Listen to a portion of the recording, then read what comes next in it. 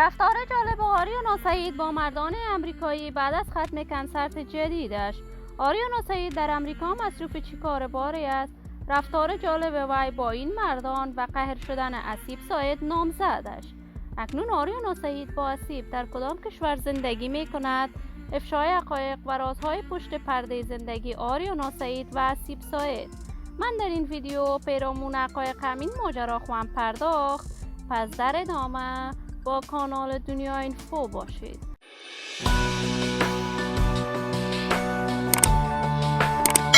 سلام سلامتی نثار هر یک از شما همراهان خوب کانال دنیا اینفو. برای حمایت از من علامت سابسکرایب را فشار دهید تا ویدیوهای دیگر کانال دنیا اینفو را از دست ندهید. آریانا سعید از جمله موفق‌ترین، مشهور و ناماشناترین هنرمند کشور است. شهرت و محبوبیت بسزایی دارد.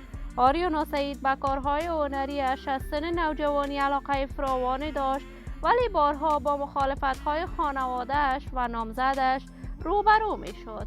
بعد از آنکه آریانا سعید از نامزد اولش جدا شد، به کارهای هنری‌اش پرداخت و توانست با مدیر برنامه‌هایش اسیب ساید خوب بدرخشد. آریانا سعید در سال 2018 در جریان برگزاری کنسرتش در کشور استرالیا پیشنهاد عجیبی از طرف مدیر برنامه‌هایش شد و وی سرانجام با اسیب ساید مدیر برنامه‌هایش نامزد شد. اما تاکنون آریانا سعید با اسیب ساید ازدواج نکرده است، اما بارها برنامه‌های آریانا سعید و اسیب مورد حمایت گسترده افغان‌ها قرار می‌گیرد. چند نمی شود آریانا سعید در کشور امریکا نهاد برای دفاع از حقوق زنان ساخته است و در امریکا مصروف کارهای تجاری، سیاسی و هنریش بوده است. اما تصاویر تازه نشر شده آریانا سعید با اسیب ساید در صفحات مجازی بار دیگر مورد نقد و نظر شدید شده است. ولی آریانا سعید با این مردان امریکایی رابطه خوبی دارد. اما نظر به گفته دوستان آریانا سعید، اسیب به همین دلیل از وی جدا شده است و در کشور کانادا جدا زندگی دارد.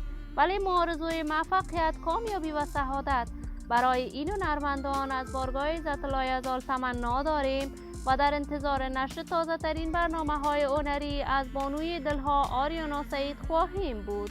دوستان نهایت ارجمند کانال دنیا اینفو، نظریات نیکتان را در بخش کامنت با من شریک بسازید. این ویدیو را با علاقه‌مندان و دوستان آریانا سعید و اسیب به اشتراک بگذارید.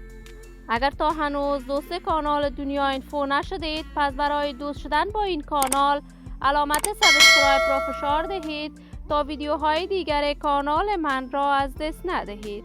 تا درودی دیگر تمام شما خوبان را به الله منان سپرده موفق و کامیاب باشید.